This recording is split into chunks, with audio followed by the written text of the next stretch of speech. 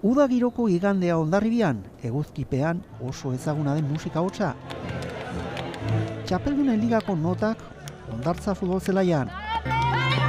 Tximisten omenez, urtero jokatzen den futbol txapelketaren 8. ekitaldia izan da asteburuan.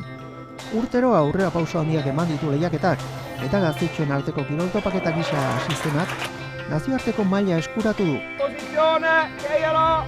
Horrekin batera, Juan Carlos Samaniego zenaren omenez, Tximist fundazioa sortu zuen Aintzane Encinas Realeko kapitain ohiak. Munduak behiratzen gaitu, txikien talde horiek, ea egunen baten ikusten ditugu jokalari asko, lehenengo mailetan eta erreferente bilakatzen.